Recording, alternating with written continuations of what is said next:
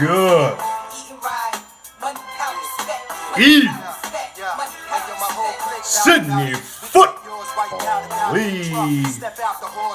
Team owners and league members, welcome to this week's Week 9 Breakdown. Come with me. Step into my world. Step into the realm of the Sydney Football League Breakdown. League members, team owners, I've got a stage of 3 little breakdowns chunked off and chipped out just for you tonight, Friday at 6:30, 2 days before Week 9 kicks off a serious, implicative activity for our fantasy football season. Boys and girls, let me stop this and start this. Alright. Welcome. I got some special news for you here. I'm going to tell you about our breakdowns. I'm going to tell you about our current standings. I'm going to tell you who's most active. I'm going to give you a little info on scoring leaders tonight. Alright? This could be a little bit of a longer video, so if you don't have time, then don't watch. If you do, just enjoy it. Okay? Thank you for voting. Thank you for saying how much you enjoy these breakdowns. I'm back with you, and I will do them as long as they are welcome, and as long as I am welcome on your iPhones, on your Galaxies, on your Samsungs, on your Googles, all of it in YouTube world, or sitting on your PC or your Macs. I'm here to tell you, thanks for watching. Means a lot. So starting right off, I'm going to tell you that the current standings go as follows. Fuzz in first, Tier in second, 5, 6, 3 in third, Rage in fourth, G&G in fifth, LMB in sixth, Al in seventh, Days in eighth, Danger in ninth, and Lace last in 10th. Moving into a little info on each team's standings, records, divisionally, and the amount of points they have for the year. Fuzz, the first placed, first seed, if the season were to end now, is sitting at 6-2 with the best overall record. He is 5-2 divisionally and has 832 points scored in 2016. Tier is 5-3 overall with a 4-2 divisional record, 1,011 points. 563 is 5-3, 4-3 divisionally, 1,008 points overall. Rage 5-3, also 5-2 in the division with 962 points scored. G&G 5-3, 4-3 in his division, 816 points scored, and his brother LMB is 4-4 with a 2-3 divisional record and 844 points. Al is 3-5. He has a 3-3 divisional record, and he scored 915 points this year. Days is 3-5 too. He's 3-3 divisionally and has 823 points scored. Danger is 2-6 with a 1-6 divisional record and 820 points scored, and Lace is 2-6, 1-5 divisionally, just 625 points scored on the year.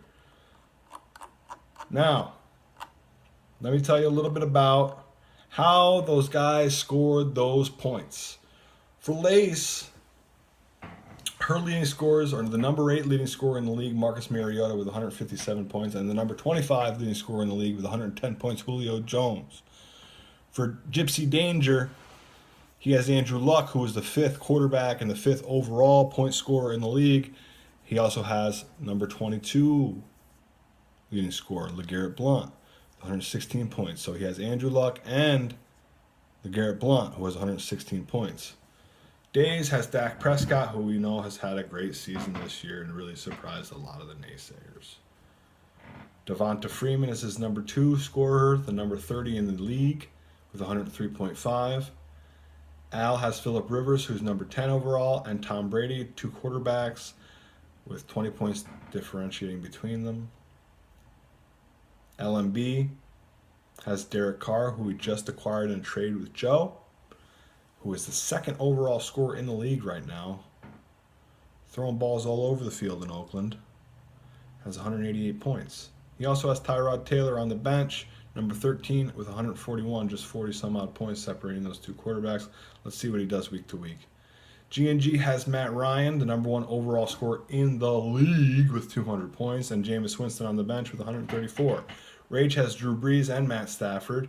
563 has David Johnson, the only running back, or the only positional player in the top 10 outside of quarterbacks with 158 points. Cam Newton not having a great year, but is still number 21 overall with 119. Fuzz got Big Ben Roethlisberger, 142, and Andy Dalton on the bench with 138. And Tier perennially doing what he always does at number 4, Aaron Big Boy Rodgers, 173 points, and Kirk Cousins on the bench with just over $150. All right, boys and girls, let's tell you a little bit about this week. Right now, Fuzz faces Al, and Fuzz Bumpers is a 4-point favorite in the slimmest margin in terms of point differentials, in terms of spreads that we have this week. So watch that game. It's going to be close, and it could mean a lot given that Fuzz is sitting right where he is at the top of the seedings. Okay? Second off is 563 versus Danger. Gypsy Danger is a 9.5-point favorite. I have a little insight on this because I've been watching it very closely because I'm involved. Got Carlos Hyde hurt. I also have Steve Smith, who's expected to start, probably out. So that hampers me a little bit, and it gives Gypsy Danger a 9.5-point spread. Next is Lace versus Days. Charles in Charge is a 13-point favorite. Next up, G&G versus Tier. Al and BPGs Lost Dog is a 28-point favorite. And the biggest spread of the week is LMB versus Rage, where Rage Against the Vereen has a 31.5-point expected spread. Expected to win by over 31 points in that game. Wild. Lastly, guys, since we talked a little bit about Steve, and we talked a little bit about Joe, we talked a little bit about Eddie and their proposed trades and the trades that were passed. Want to give my perspective on that. I approve the first. I think Derek Carr is a little bit iffy because he's such a high valued quarterback right now, but I mean it works out and they both enjoyed it, so that's fine. As far as Rob Gronkowski moving along, I think everybody should take a close look at that before they make any decisions, because he's a potential keeper. I mean, he's the best flex, best receiver in some teams, and he's just an animal, and he does things that are freakish, and he's the leading touchdown receiver in Patriots history, I think. So anytime he gets involved in a trade, something to keep a close eye on. All right, so speaking of that, let's talk about the number of transactions this year. I mean, there's been a lot. I know I like to say that we haven't been active, but I wasn't meaning that we haven't been active in terms of trying to be the best teams. It's just not a lot of people writing smack on the boards. I don't have an issue with that. I just want to say that I appreciate the feedback and the votes. Like I said, I love that you watch, and I love that you take the 8.5 minutes or the 10 minutes or so to let me into your kitchens or your living rooms or your bedrooms and sit there with your phone right in your face. Oh, here's Sean again talking crap about the SFL.